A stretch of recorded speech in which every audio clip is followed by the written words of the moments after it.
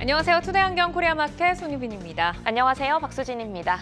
9월의 첫 거래일에도 눈치 보기 흐름은 지속됐습니다.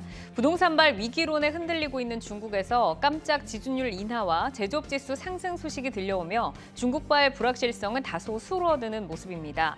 오후에는 삼성전자의 엔비디아 공급 계약 체결 소식에 삼성전자를 중심으로 반도체 장비주들이 들썩였죠.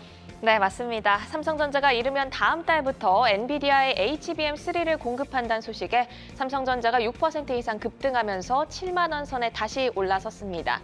하나마이크론이 상한가를 기록한 가운데 미래반도체, 넥스트칩 등 일제히 급등하면서 마감을 했는데요.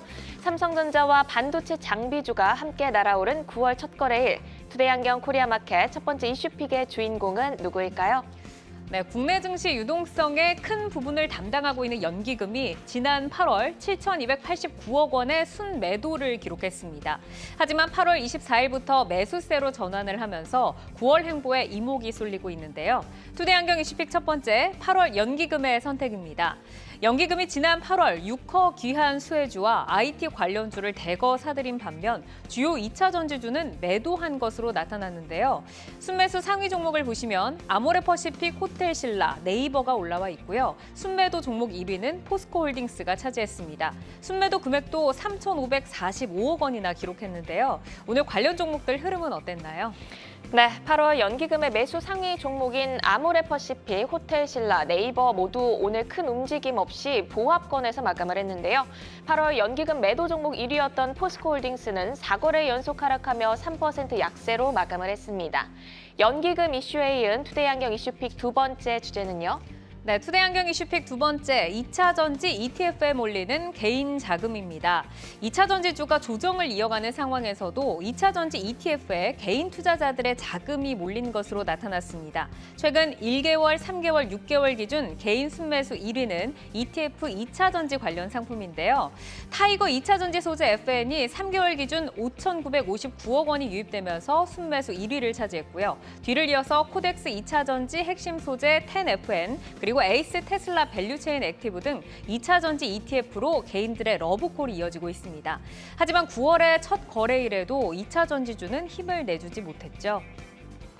네, 에코프로가 3거래일 만에 하락 전환한 가운데 에코프로 그룹주가 동반 약세를 보였습니다. 코스피 이전 상장을 공식화한 LNF는 4거래 연속 하락하면서 반등의 실마리를 찾지 못하고 있는데요. 기간 조정이 길어지고 있는 2차 전지주, 호재와 악재의 무게 잘 가늠하시면서 탄력적으로 대응해 나가시길 바랍니다. 네, 투데이안경 이슈픽 종목, 연기금 매매 종목과 2차 전지주 가운데서 뜨거운 관심을 받고 있는 포스코홀딩스와 아모레퍼시픽, 에코프로, 그리고 LNF입니다. 자, 이 종목들 투자자 여러분 매수하셨나요? 매도하셨나요? 아니면 아직 고민하고 계신가요? 종목들의 최적화된 매매 타이밍을 포착해보는 매도의 기술, 지금부터 시작합니다.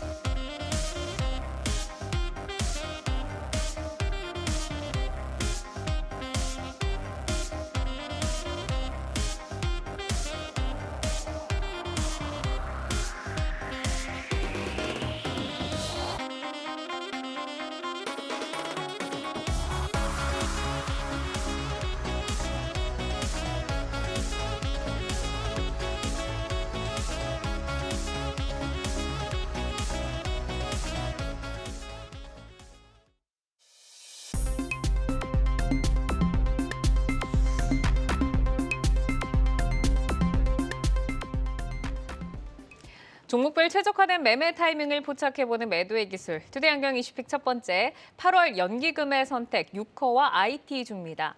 국내 증시의 큰 손으로 불리는 연기금이 지난 8월에 중국 소비주를 대거 매수한 반면 2차 전지 대표주는 매도한 것으로 나타났습니다. 자, 연기금의 매매 성격에 대해서 좀 들어보고 앞으로 좀 연속적으로 어떤 행보를 보일 거라고 예상을 하실지 이성희 이사께 들어볼까요? 네, 8월 과거의 8월을 대입을 해봤을 때 보통 1분기, 2분기에서 실적주와 그다음에 턴어라운드 주를 수익률을 비교를 해보고요. 거기에 따라서 보통 올해 플레이 같은 경우는 8월 기점으로 연금이 밸런스 조정을 한 것으로 보입니다. 우선 시총 상위주들, 전자, 그다음에 2차 전지 쪽 같은 경우는 매도로 대응을 하는 모습이었고요. 순매수 같은 경우는 소비재 쪽으로 집중이 되는 모습이었습니다. 그다음에 일부 새롭게 모멘텀이 발생할 수 있는 요소를 갖췄던 네이버나 삼성 SDS는 순매수로 전환을 하는 모습이었는데요. 여기에서 우리가 생각할 수 있는 점은 연기금의 구조 같은 경우가 직접적인 매매도 있지만은 아웃소싱을 주는 매매도 있습니다. 네. 그 부분이 혼조에서 나타난 것으로 보이고요. 그다음에 국내 주식과 해외 주식의 밸런스 조정에 따라서 국내 주식의 시가총액 상위주들을 줄인 것으로 보입니다. 그러면 이제 하반기에 어떤 식의 대응을 할지 그 여부가 전체적인 연금의 포트폴리오로 볼 수가 있겠는데요. 이 비중 같은 경우는 지금 아웃소싱 단에서 우선은 일부 회수를 하는 그런 형태가 있기 때문에 다시금 10월 이후에 연금이 늘린 종목, 줄인 종목을 비교를 해보시면 하반기의 방향성 수급으로는 잡힐 것으로 보입니다. 네.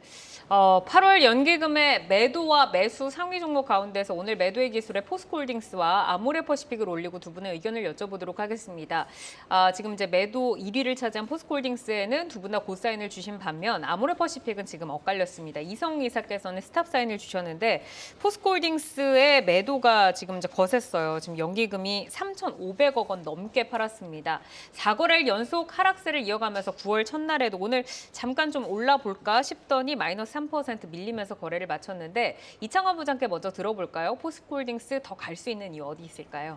포스코홀딩스는 이제 그 준공 일정들이 좀 남아 있고요. 9월달에 그 포스코 HY 클리메탈에서 리사이클을 통한 이제 그 리튬 생산이 광물이 이제 추출이 되겠고 올해 연간으로 한 1,000억 정도 매출이 일단 예상이 되고요. 가장 중요한 게 올해 10월달에 그 광양 광석 리튬 그 광산 이제 준공이 있을 것이고 내년도 2월에 1공장 준공이 있어서 요 그 사이클이 요 준공 여부가 되게 중요한데 네. 일단 제가 그 포스코 건설 쪽의 관계자 통해서 파악한 바로는 일단 일정대로 잘 되고 있다라고 좀 파악을 했고요. 그리고 광양의 이 수산화 리튬 공장 같은 경우는 현재 에비타 마진이 50에서 60% 정도로 지금 포스코 IR에서 얘기를 했었고 그리고 염호 리튬 같은 경우가 내년도 2월달에 준공되는데 여기가 에비타 마진이 80에서 90%입니다. 그래서 포스코홀딩스 같은 경우는 이 그 준공 일정들이 잘 진행되는지에 따라서 이제 좀 비중을 늘려가는 전략을 쓰시면 될 것 같고요. 일단은 사놓고 이제 최종시에 매수를 하시는데 일단 저도 몰랐던 건데 이번에 IR 통해서 알았던 게 그 호주 그 진달리 리소스 그 북미 점토 리튬 같은 경우가 그 2,150만 톤 세계 최초 상업화 됐다 얘기 나오는데 여기도 마진이 거의 그 에비타 마진 40에서 50% 나와서 이 그 비전통 분야의 부분에서 리튬이 또 생산되는 것도 좀 확인이 됐고 그리고 동사 같은 경우는 그 광산 이 점토에서 곧바로 이제 수산 리튬 추출하는 그런 기술을 갖고 있거든요. 이게 이제 세계 최초이기 때문에 이게 굉장히 높은 기술입니다. 그래서 그 2차 전지 소재 쪽에서 리튬 42만 3천 톤, 니켈 24만 톤, 양극재 100만 톤, 음극재 37만 톤, 매출이 이제 62조, 에비타 마진 12조를 이제 이렇게 얘기를 했는데 현재 만약 판가로 하게 되면은 매출이 115조, 에비타 마진 25조입니다. 그래서 너무 보수적으로 잡았던 게 아닌가라는 그렇게 생각이 들고 있습니다. 네, 우선은 지금 독보적 기술을 가지고 있고 풀 밸류 체인을 가지고 있기 때문에 일정이 무리 없이 진행이 된다고 하면 이 비중을 좀 늘려가는 전략으로 대응을 하자라고 좀 말씀을 주셨는데 이성 이사께서도 지금 고사인을 주셨습니다. 지금 연기금뿐만 아니라 외국인도 포스코홀딩스 매도 행보에 좀 같이 좀 동참을 하고 있는데 개인만이 홀로 매수에 나서고 있잖아요. 이 투자 주체별로 포스코홀딩스를 보는 시각의 차이가 좀 어디에서 발생했다라고 봐야 될까요? 우선 외국인 같은 경우는 철강 쪽에 타겟을 맞추고 있는 것으로 보입니다. 철강 사업 사이클에 따라서 지금은 당장 이 부분에 대해서 반등이 나올 수 있는 요인이 적다 보니까 매도를 기계적으로 하는 것으로 보이고요. 기관 주체 같은 경우는 대표적으로 연기금의 매도 같은 경우가 계속 출회가 되고 있습니다. 이 부분은 우리가 처음에 언급드린 부분처럼 수급적인 요소겠죠. 포트폴리오 조정에 따른 비중 축소 그런 부분이 있는 것으로 보입니다. 양 주체 같은 경우는 특정 그 어떤 매출 비중에 따른 밸류에이션을 가깝게 내년 타겟으로 이렇게 가지고 오다 보니까 이런 수급의 현상이 발생하는 것으로 보이고요. 우리가 다시 금리 같은 경우가 여기에서 톤이 낮아진다라고 하면은 다시금 성장에 대한 부분을 내년 타겟으로 가지고 올 수 있기에 제자리를 찾아갈 것으로 보입니다. 포스코홀딩스가 뭐 작은 호재에도 잘 날아가던 주가가 지금은 조금 이제 무거워진 느낌으로 움직이고 있는데 2023년이 이제 4개월 정도 남았습니다. 또 한 번의 반격이 좀 기다리고 있을지 저희가 어떤 일정이나 이슈를 좀 주목을 해봐야 될까요, 부장님? 아까 일정도로 좀 말씀도 드렸고요. 이제 그 리사이클 통한 이제 광물 추출이 9월달에 있을 것이고, 네. 이게 이제 잘 된 거로 확인됐고요. 그리고 이제 광양 리튬 수산 리튬 공장 이제 준공 내년에 염호 리튬 요 일정이 되게 중요한 게 네. 영업이익률이 너무 어마어마하기 때문에. 일단은 그 준공 일정 때마다 이제 비중 채우시고 그리고 이제 그 영업이익률 잘 나온지를 앞으로 네. 또 확인을 또 해야 되거든요. 그래서 만약에 매수를 하신다 그러면은 이거 되게 쪼개서 오랫동안 매수할 필요가 있습니다. 최근에 얼마 전에 내 현금에 2억 있는데 이거 사고 싶다는 분이 계셔서 그래서 저는 1,000만 원씩 20번 나눠서 사시라 이런 느낌으로 네. 지금 접근하셔야 되는 게 왜 그러냐면 20번 나누는 게 매일 나누는 건 아니고 기간을 얼마나 오늘처럼 두고 사는 이렇게 건가요? 3% 빠지고 하면은 이런 날 사는 거죠. 그렇게, 하락했을 때. 네, 그리고 이게 이제 2, 3개월 전에 30만 원대 했을 때는 그래도 편하게 살 수 있었거든요. 근데 지금은 이제 급등했다가 지금 조정 구간으로 그 가격 조정과 기간 조정이 들어가는 구간에서는 이게 바로 책일 수는 없습니다. 그러니까 기술적으로도 지금 21선이 우하향을 하고 있기 때문에 아직은 네. 매도세가 세서 분할로 철저히 나눠서 사시는 게 좋을 것 같습니다. 알겠습니다. 포스코홀딩스를 사실 투자하고 계시는 분들이 뭐 단기적인 트레이딩으로 사시는 분들은 뭐 거의 없으실 것 같아요. 좀 장기간 보유에 좀 투자를 하실 것 같은데 지금 이제 분할 매수로 좀 접근을 해보자라고 하셨고 그러면은 지금부터 분할 매수로 좀 길게 접근을 한다고 하면 목표가는 어느 정도로 좀 보고 계세요, 부장님?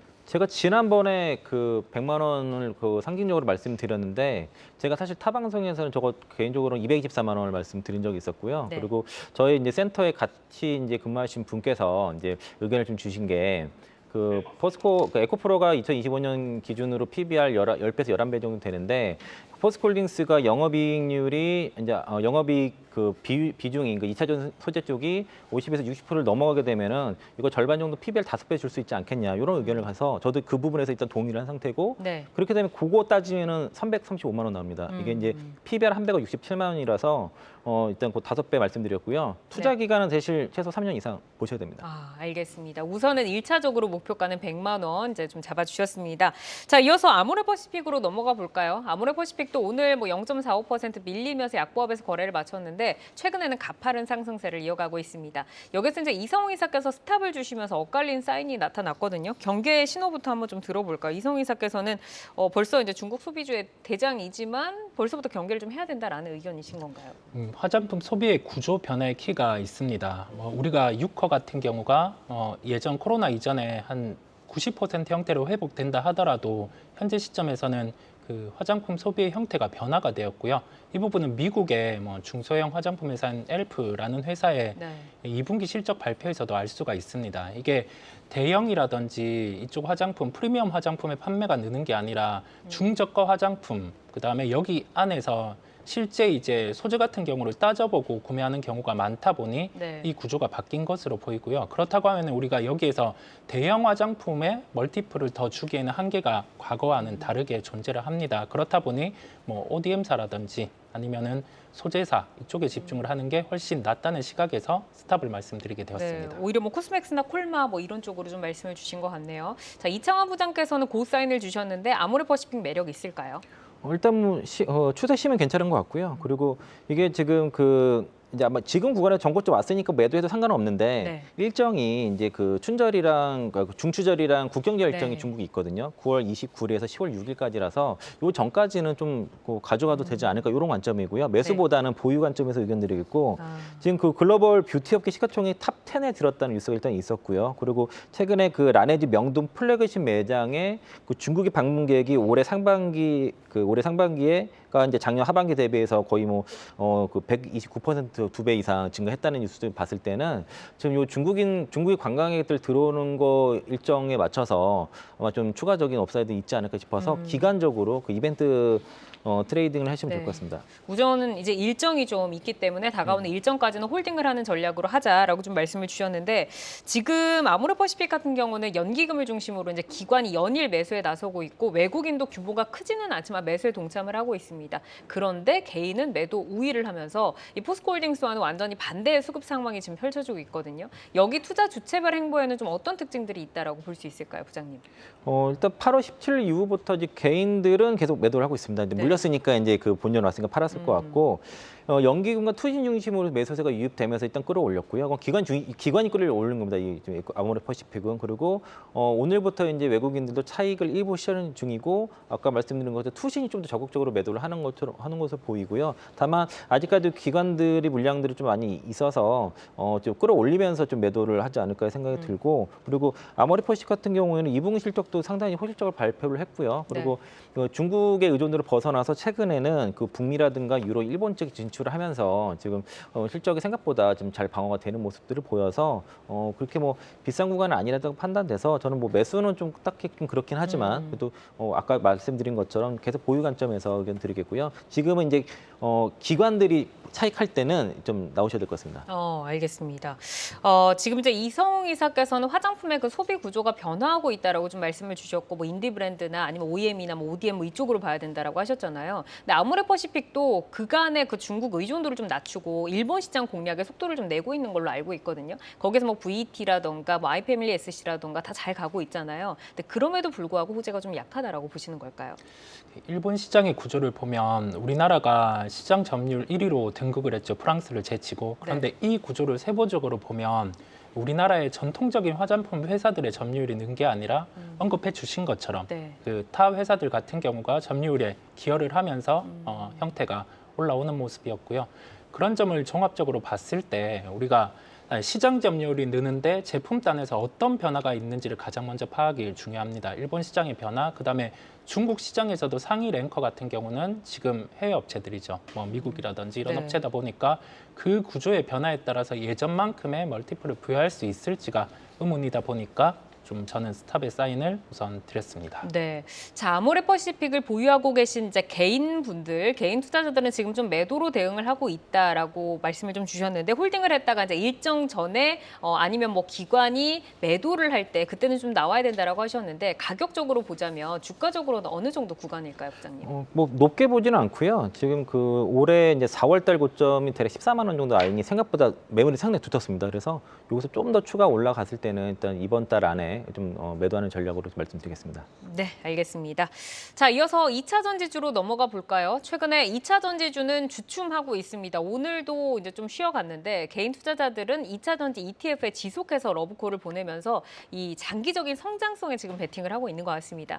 개인의 러브콜의 이제 수익이 언제부터 결실로 나타날 수 있을지 궁금한데, 9월에 우선 2차 전지주 호재와 이제 좀 리스크 점검을 해본다면 어떤 거 있을까요, 이사님? 우리가 호재는 시장에서 일각에서 계속 다뤄지는 원자재 가격 하락에 따라서 뭐 양극재 판가가 하락됐다라는 점, 그다음에 전기차 부분의 재고가 증가하고 있다는 점이 주가에 반영이 되었다는 점이겠고요. 그러면 여기에서 종목별 밸류 매력이 있는 쪽이 차별화가 나타날 가능성이 높을 것으로 보입니다. 그러면 여기에서는 이제 판단을 하는 거죠. 이 호재를 놓고 부정적인 요인은 뭔지 보는 겁니다. 뭐 악재 요인 같은 경우는 하나의 수급의 변화가 있을 수 있는 게 지금 매수가 들어오는 ETF에서 인버스 ETF가 출시가 앞두고 있죠. 여기에 자금이 몰린다고 하면은 뭐 2차 전지주들의 변동성의 증대 가능성이 하나가 있고요. 여기에 더해져서 지금 뭐 호재와 악재가 중첩되는데 종목별 차별화가 나타날 수 있다는 점, 이 부분이겠습니다. 자, 여기서는 결국에는 어떤 종목을 잡아야 하는가가 이제 문제일 것 같은데, 2차 전지주가 사실 이제 강하게 달려오다가 지금 잠시 좀 쉬어가고 있습니다. 그러면 다시 좀 반등의 그런 계기를 마련할 수 있는 본격적인 반등의 신호가 있다라고 하면 어떤 것들 좀 있을까요, 부장님? 첫 번째는 뭐 아무래도 양극재 기업들 지금 그 수주에 대한 기대감이 상당히 높기 때문에 메코프로비엠이라든가 포스코프체, 뭐 LNF 등의 이제 대규모 수주발이 나올 것 같고요. 아마 LG 에너지솔루션 쪽이 가장 유력할 것 같습니다. 하나 투자증권에서 뭐 전망을 했는데 향후 10년간 3분기 양극재 누적 수요가 그 1,559만 톤인데 뭐 30%만 나와도 뭐 274조 정도 규모 된다라고 얘기를 했고, 그리고 배터리 이제 그 국내 3사랑 파라소닉까지 합쳐서 한 10년 계약 시에 대략 그 그 610조 수주 가능성 얘기를 했거든요. 그리고 지금 LG 에너지솔루션이 그 하반기에 대규모 수주를 했기 때문에 지금 3분기까지 수주 잔고가 지금 600조가 넘어간 걸로 지금 파악을 했기 때문에 수주 가능성 충분히 있다고 볼 수 있겠고, 포스코 퓨처앤과 LNF 대규모 계약 공시 이후에 지금 없어서 올해 연말 정도에는 좀 가능성이 있다고 생각이 들고요. 3분기 실적에 대한 그 양극재 가격 판가라든가 이런 그 노이즈가 있어서 지금 양극 종목들 위주로 또 이제 조정폭이 나오고 있는데, 저는 이제 이런 게 이제 사실은 이제 매수할 수 있는, 그러니까 그동안 2차 전지 보지 못하신 분들도 이번 이제 3분기 때 조정을 이용해서 누구나 담을 수 있는 그런 이제 기회가 왔다라고 저는 그렇게 보고 있습니다. 네. 자, 기간 조정이 길어지면서 아직까지는 그 수주가 뭐 이렇게 말씀 주신 이제 그런 부분들이 없다 보니까 반등의 실마리를 좀 찾지 못하고 있는데, 2차 전지주 가운데서 오늘 에코프로와 LNF에 대해서 두 분의 의견을 여쭤보도록 하겠습니다. 지금 LNF에만 이창환 부장께서 스탑 사인을 주셨고요. 에코프로는 두 분 다 지금 고 사인을 주셨습니다. 자, 에코프로부터 볼까요? 3일 만에 하락 전환하면서 오늘 이제 9월 첫 거래일이었는데 오늘 좀 밀리면서 거래를 마쳤습니다. 오늘 6.2% 하락을 했는데요. 지금 여기서 이제 이성웅 이사께 먼저 좀 들어볼게요. 에코프로 고하는 이유는 어디 있을까요? 2차 전지에서 선별적인 종목별 차별화가 나타날 수 있다라는 말씀을 드렸고요. 네. LNF 같은 경우는 하나의 전제가 해소돼야지 주가가 반등이 가능할 것으로 보입니다. 그런데 에코프로 비행 같은 경우는 지금 밸류 매력 구간에 돌입하기 시작을 했고, 에코프로 같은 경우는 시총 상위권에서 코스닥 시장이 10% 조정이 나왔을 때 종목이 한 30% 정도 고점 대비 조정이 나왔었어요. 그러면서 지금 구간에서 코스닥 시장에 반등이 나온다고 하면은 네. 에코프로 같은 경우가 탄력적인 반등이 가능하다는 점에서 저는 우선 수급적인 측면에서 고를 했습니다. 네. 자, 이창환 부장께서도 고 사인을 주셨는데, 에코프로가 이제 하반기 주가의 동력으로 조금 기대를 했었던 그 에코프로 머티리얼즈 기업 공개 일정이 지금 조금 지연이 되고 있습니다. 뭐 오너 리스크라던가 경영 투명성에 대한 의견이 제기됐다라는 분석인데, 에코프로 머티리얼즈의 연내 상장과 함께 에코프로도 좀 재도약할 수 있을까요, 부장님? 에코프로 머티리얼즈 상장을 하게 되면 당연히 에코프로한테는 호재일 수밖에 없고요. 네. 시장에서 이제 평가를 3조에서 5조 얘기하고 있지만은 이제 이거 2차 전지 쪽을 좀 깊게 보신 분들은 대략 10조 정도까지는 보기 때문에, 그러면 이제 자회사 상장돼서 주가 더 올라가게 되면은 당연히 이제 지주사도 올라갈 수밖에 없을 것이고요. 국내 유일하게 이제 고농도 하이니켈 전구체를 이제 만드는 회사라서 반드시 이제 캐파 증설이 돼야 되는데 그렇게 하기 위해서는 이제 상장이 필요한 것이고, 그래서 이제 금융당국 쪽에서도 이런 이제 빨리 거래소 쪽에서 빨리 허가를 해야 된다고 지금 판단하고 있고요. 이동체장 이제 재판이 마무리되는 구간에서는 뭐 불확실성 해소의 측면도 분명히 있을 거라서 네. 일단은 좀 시간 문제지 뭐 상장은 반드시 된다고 보고 있습니다. 네. 자, 에코프로의 또 자회사 에코프로 이노베이션도 캐나다 퀘벡에 수산화 리튬 공장 건설을 추진 중이다라는 소식도 있습니다. 수산화 리튬 신공장 확보를 하게 된다고 하면 또 어떤 부분 좀 기대를 해볼 수 있을까요, 이사님? 우리가 매출 기준으로는 2024년 연결 기준으로 한 2조 1천억 원이 예상이 되고 있습니다. 이 부분을 지금 판가라든지 그런 요소로 대입을 해봤을 때 영업이익 기여가 한 기본 5% 정도 미칠 수 있어요. 그렇다 보니 긍정적인 요소로 두고요. 지금부터는 두 가지 요인을 지켜보시면 될 것 같아요.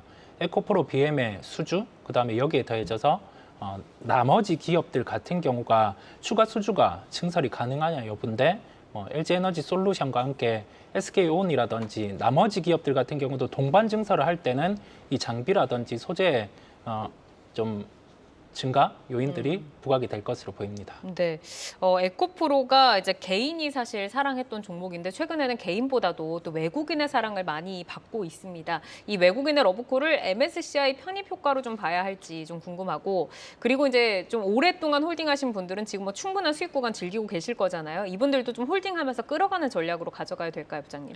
지금 대부분 뭐 그런 가져갈 생각들 하시는데, 에코프로는 다만 이제 워낙 수익들 많이 나다 보니까 양도세 문제가 좀 걸려 있습니다. 그래서 이제 10월 정도 되게 되면 그 양도세 차익 물량이 좀 일본 좀 나올 것이고, 네. 아까 그거를 이제 해지하기 위해서 대부분 이제 생각하는 게 아까 ETF 있지 않습니까? 2차전 ETF로 네. 좀 같이 투트랙으로 가져가는 전략. 그러니까 10억 이하는 이제 에코프로를 가져가고 종목이 없는 리스크를 방지하기 위해서 뭐 타이거 2차 전지 소재 FN이라든가 그리고 2차 전지를 같이 가져가는 전략으로 아마 대부분 준비를 하고 있는 상황으로 제가 알고 있고요. 있고요. 네. 에코프로 같은 경우에는 9월까지 수급 이벤트가 일단 남아 있습니다. 이게 왜 그러냐면 8월 31일에 MSCI 지수 편입이 되면서 이제 종가로 편입이 되긴 했는데 이게 이제 FTSE 월 월드 지수에 편입이 됐습니다. 그래서 이제 9월 초에 확정 발표가 되고 네. 9월 19일에 이제 종가 편입이 되는데 이제 MSCI 8월달에 편입이 되면서 9월달에 FTSE 편입이 연속되는 사례가 3년 전에 신풍제약이 있었습니다.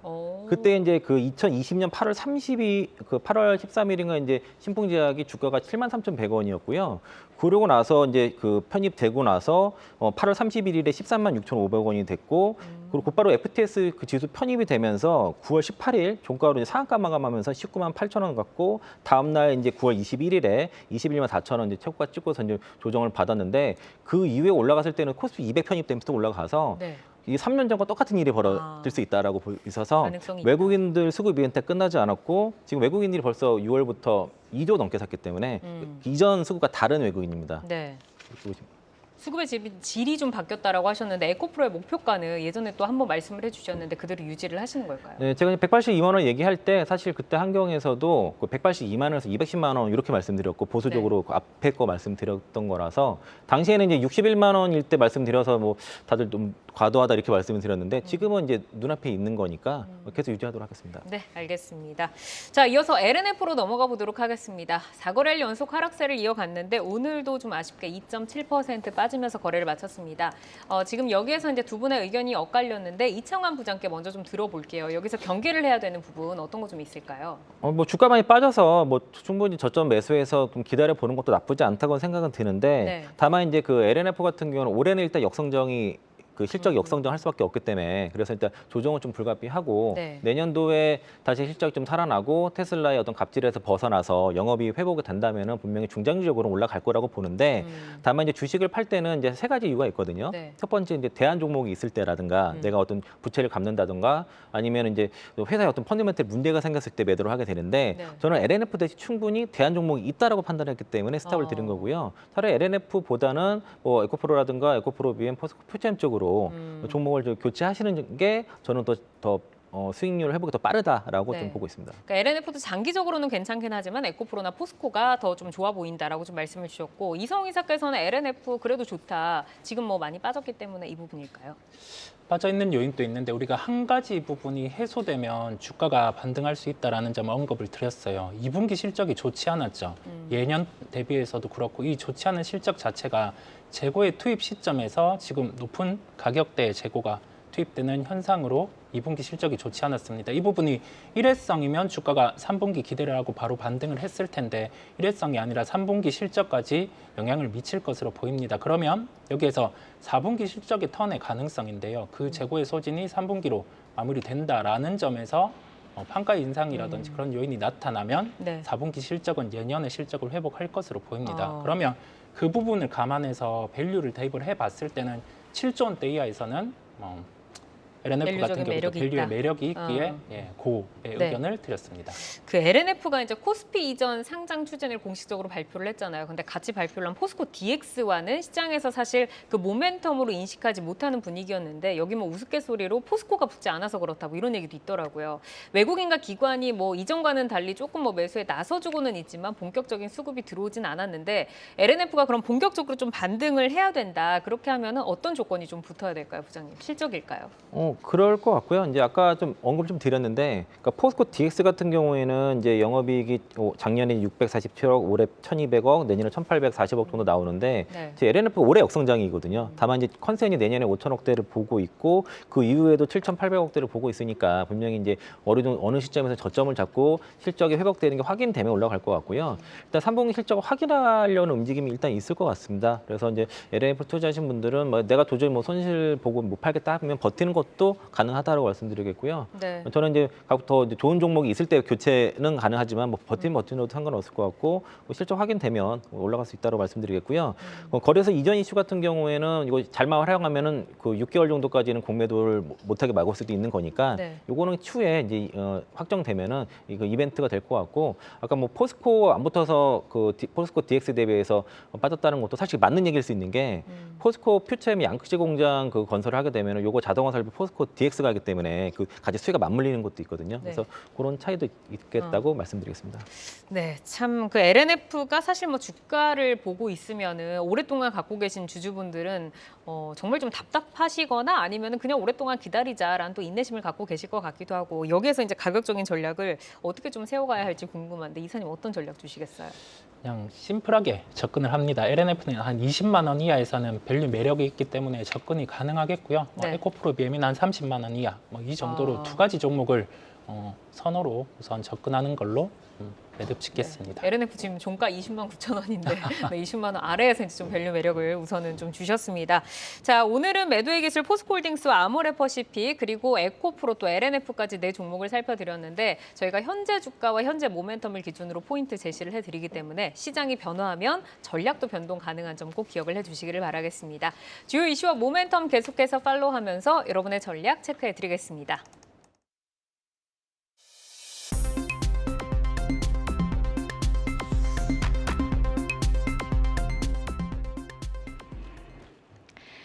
장 마감 후 4시부터 6시까지 진행되는 시간의 투자리그, 시간의 거래 동향 만나보는 이 시각 시간의 단일가입니다. 정규장 마감 후 오후 4시부터 6시까지 10분 단위로 시간의 단일가 거래가 이뤄지는데요. 시간의 주요 종목 등락률 실시간으로 생생하게 전달해 드리겠습니다. 그럼 이 시각 시간의 단일가 코스피 상승률 상위부터 보겠습니다. 어떤 종목 올라와 있는지 체크를 해보면요. 흑연 관련주인 태경 BK 올라와 있습니다. 이거를 연속 조정 흐름을 보이면서 오늘 4% 약세로 마감을 했는데요. 시간외에서는 다시금 매수세 유입되면서 4% 강세 보이면서 7,500원 선 터치하고 있습니다. 뒤로 이어서 코오롱 모빌리티 그룹 우선주도 3% 강세 보이면서 움직이고 있고요. 덕성 우선주도 2.8% 상승하면서 6,530원에 거래되고 있습니다. 계속해서 코스닥 상승률 상위 보겠습니다. 네, 코스닥에서는 아이즈 비전이 상한가를 기록하면서 가장 크게 움직이고 있습니다. 알뜰폰 사업을 하는 기업인데요. 상반기 어닝 서프라이즈로 최근 우상향 추세에 있습니다. 오늘도 3% 강세를 보였는데 시간에서 더 크게 움직이고 있습니다. 10% 상승한 3,410원 선 지나가고 있고요. DYC도 9% 강세 보이고 있고 또 YM 역시 8% 강세 보이면서 3,600원 선 지나가고 있습니다. 이번에는 코스피 하락률 상위 보겠습니다. 네, 동양 우선주가 3% 약세를 보이면서 코스피에서 가장 크게 하락하고 있습니다. 오늘 2% 상승률로 좋은 흐름 보였던 한솔테크닉스, 오늘의 상승분 그대로 다시금 내려오면서 2% 하락하면서 6,480원 지나가고 있습니다. 에어부산 역시 1.6% 살짝 밀리면서 2,995원에 거래 이어지고 있네요. 마지막으로 코스닥 하락률 상위도 볼까요? 네, 파인텍이 3% 약세를 보이면서 1,049원에 거래되고 있습니다. 뒤로 이어서 JT도 이름을 올리고 있는데요. 3.4% 하락하고 있습니다. 삼성이 최대 용량의 D램을 만든다는 소식에 반도체 검사 장비인 JT, 오늘 22% 급등이 나왔는데요. 시간에서 3% 하락하면서 차익 실현 매물 나오고 있습니다. 네, S넷도 보겠습니다. 네트워크 장비 설비 업체인데요. 오늘 5% 상승을 했지만 시간에서는 3% 넘게 밀리면서 5,140원 선 지나가고 있습니다. 이렇게 이 시각 시간의 단일가 살펴봤는데요. 시간의 단일가 매매는 오후 6시까지 10분 단위로 매매가 체결됩니다. 모멘텀과 거래량 등 꼼꼼히 살펴보시고 시간에서도 성투 전략 세워가시길 바랍니다. 시간의 단일가 거래 동향, 잠시 후 시간의 단일가 특징주를 통해서도 확인하실 수 있습니다.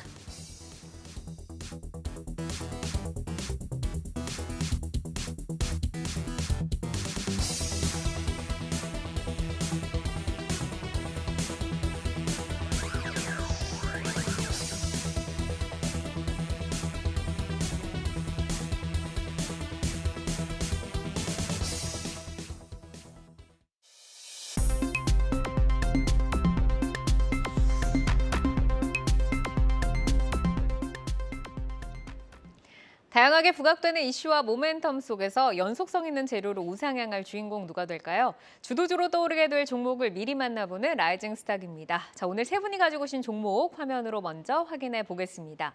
노무민 파트너 유일 로보틱스, 이성우 이사 TFE, 그리고 이창환 부장 오리온 가지고 오셨는데요. 노무민 파트너의 종목 유일 로보틱스부터 보도록 하겠습니다. 라이징 포인트 어떤 거 있을까요? 네, 삼성전자 반도체 무인 공장 도입 수혜와 로봇주의 우호적인 수급 형성을 라이징 포인트로 꼽았습니다.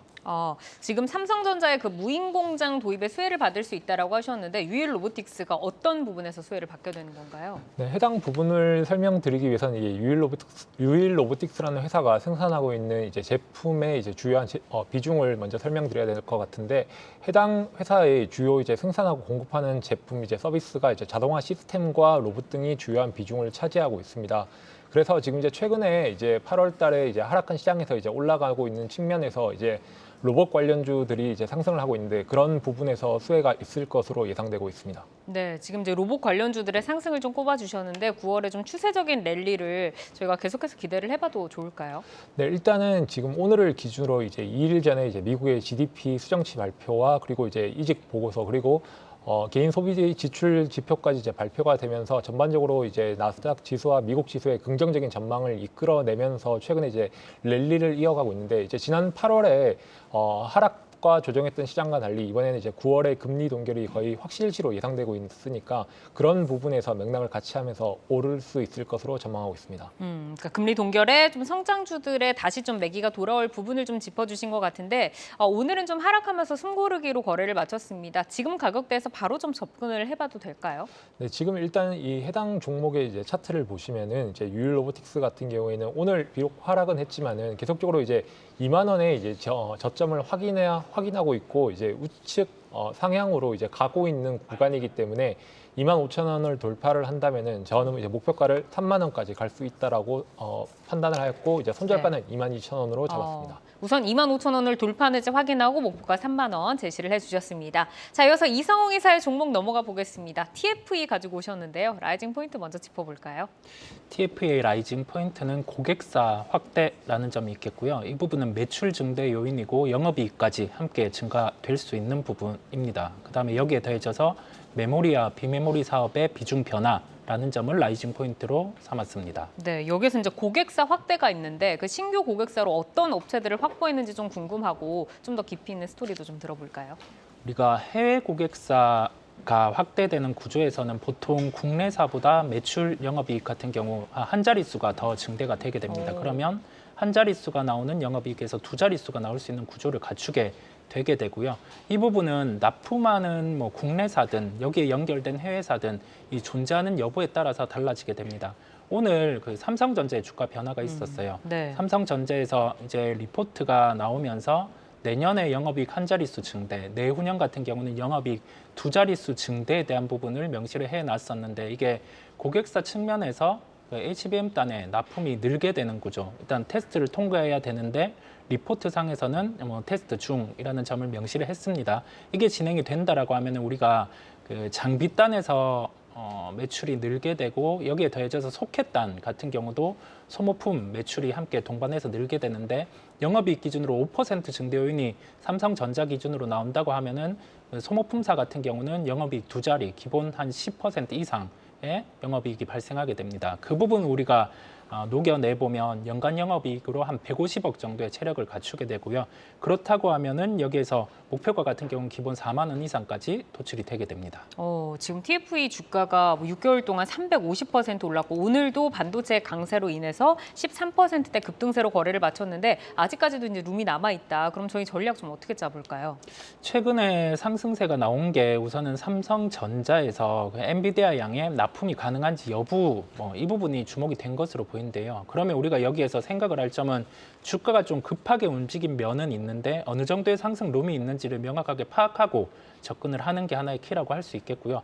매수가는 35,000원을 제시해 드립니다. 우선은 오늘의 상승이 있었지만 장중 조정이 나올 수 있는 점을 감안을 했고, 목표가는 150억의 영업이익을 대입을 해보면 무난하게 한 42,000원은 가능한 구조라서 목표가는 42,000원 제시를 해드립니다. 네, 조정을 받을 때 35,000원 매수해서 42,000원 노려보자라고 좀 말씀 주셨습니다. 자, 이어서 이창환 부장의 종목 보겠습니다. 오리온 가지고 오셨는데요. 라이징 포인트 먼저 만나볼까요? 일단 그 국가별 실적 최근 7월달 실적이 그 수익성이 개선된 게 확인이 됐고, 그리고 이제 동사가 이제 발했던 그 원재료 단가 하락에 따른 수익성 개선 효과가 나타났고요. 이를 통해서 해외 전 지역에 공격적인 투자를 할 예정이고, 또 밸류에이션 자체가 역사적 그 저점 구간에 있어서 다른 그 동종 업계 대비해서 상당히 저평가 구간이고 좀 편안하게 담을 수 있는 구간이라서 가져왔습니다. 네, 지금 여러 가지 모멘텀을 짚어주셨는데 식품주는 늘 그 원재료에 대한 이야기와 또 해외에서 얼마나 인기가 있는지를 좀 보는데 두 가지 다 지금 모멘텀으로 좀 주셨어요.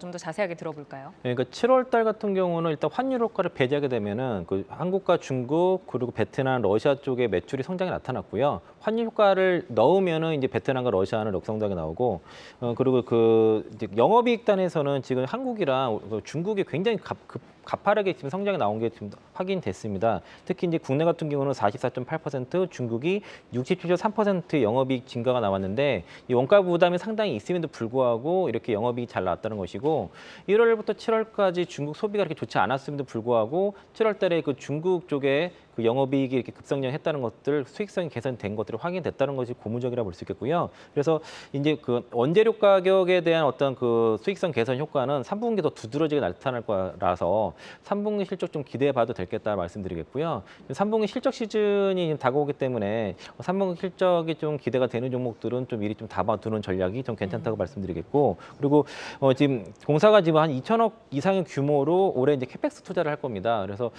그 해외 쪽에 지금 굉장히 채널도 확장하고 공격적으로 확장하면서 실적도 꾸준하게 좀 올라갈 것으로 예상이 되는데, 밸류에이션이 중요한데 지난번에 삼양식품 들을 때 그런 동종 업종들이 삼양식품 지금 PE 한 19배 정도 되고 그 식품 업종이 한 18배에서 19배 정도 되는데 지금 동사가 내년 기준 한 11배 정도 됩니다. 그래서 한 17배 정도 같이 준다고 하면은 한 17만 원, 8만 원도 나올 수도 있는 구간이라서 제법 업사이드가 클 수 있겠다라고 좀 보고 있고요.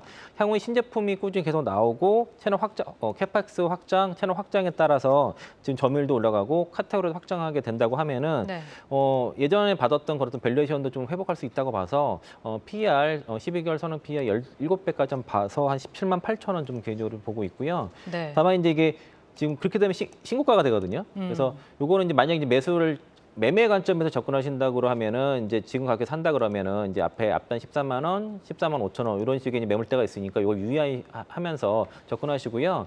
증권사 목표가 하단도 14만 5천 원, 상단이 18만 원이니까 그거 유의하시고, 제 목표가는 그 내년 추정 EPS 1,483원에 PER 17배 줘서 17만 8천 원 드리겠고요. 손절가 11만 원, 매수가 시가 드리겠습니다. 네, 우선은 이제 실적 시즌이 오기 전에 실적이 좋을 법한 오리온 미리 좀 담아두자라고 말씀을 주셨는데, 또 이창환 부장님 오랜만에 나오셨으니까 저희가 2차 전지를 짧게 보는 섹터는 아닙니다만 지금 반도체주가 오늘 굉장히 강했잖아요. 다음 주에 2차 전지주가 지금 많이 좀 빠져 있는데 어떻게 좀 대응을 해봐야 할지 투자자들을 위해서 팁 좀 전해주시겠어요? 뭐 지금 어차피 지금 그 2, 3년 이상 투자 길게 하실 분들이 대부분이기 때문에 너무 불과 2, 3개월 전만 해도 에코프로 50만 원, 60만 원이었고 포스코홀딩스 30만 원도 있거든요. 네. 그때보다 지금 훨씬 좋은 조건이고요. 이런 조정 나올 수도 있죠. 그래서 없으신 분들은 분할로 아까 그 매수를 하시고, 가지고 계신 분들은 그냥 잘 보유하시면 좋을 것 같고요. 다만 에코프로는 이제 그 FTSE 수급 이벤트가 9월 19일까지 있으니까 그때까지 좀 지켜보시는 게 좋을 것 같고, 그리고 아까 제 포스코홀딩스 만약에 어떤 분이 2억 있는데 어떻게 매수할 거냐 물어보셔서 제가 20번 나눠서 네. 매수하라 말씀드린 것처럼 지금의 조정 구간에서는 한 번에 확 들어가는 게 아니라 이제 기간을 두고 네. 좀 여러 날 나눠서 금액도 쪼개서 매수하시는 전략이 지금은 좋습니다.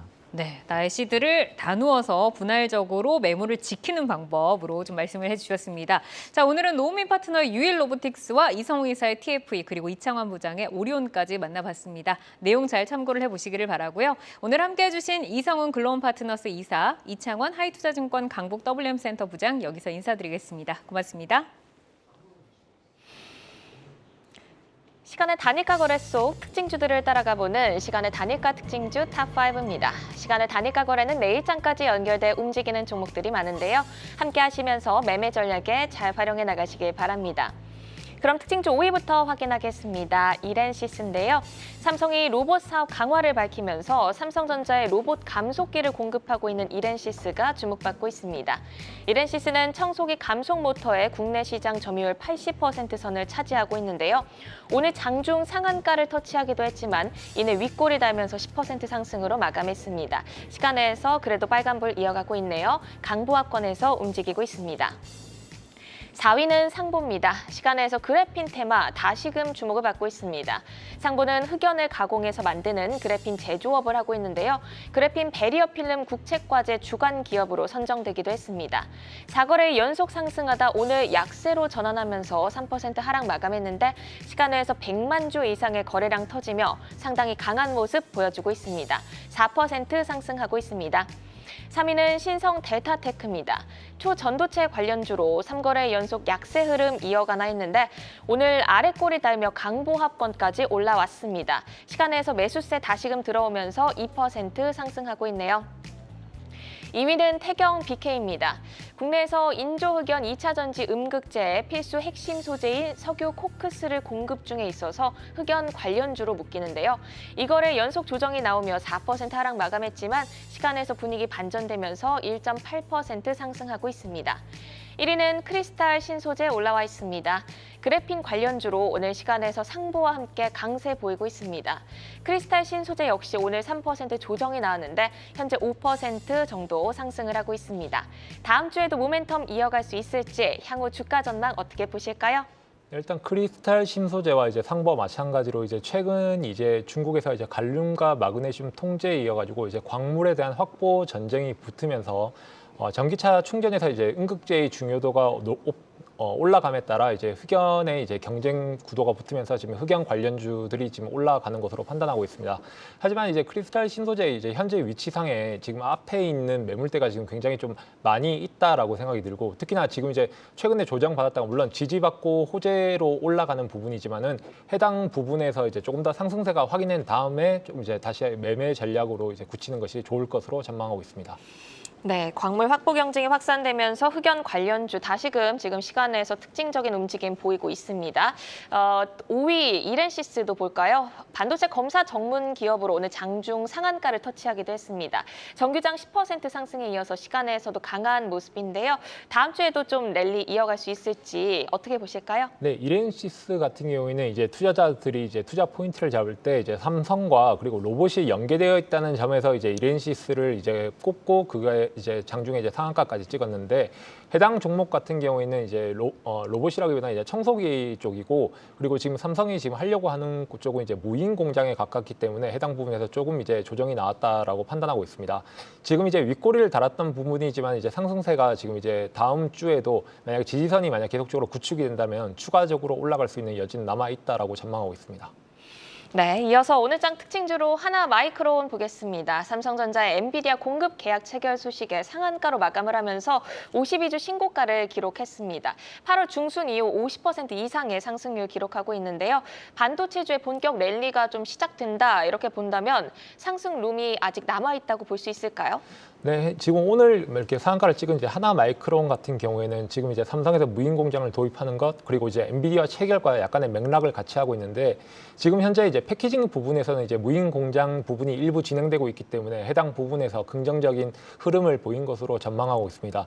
지금 이제 신규적으로 들어가기에는 다소 좀 높은 구간이지만은 해당 종목 같은 경우에는 추가적으로 지금 이제 최근에 이제 시장의 분위기가 나아지고 있는 거기 때문에 추가 상승의 여지는 충분하다라고 판단하고 있습니다. 네, 추가적인 상승의 여지 충분히 남아있다라는 평가셨고요. 이어서 한미글로벌 보겠습니다. 정부의 우크라이나 관련 예산 증액 소식에 오늘 우크라이나 재건주들이 좀 들썩였습니다.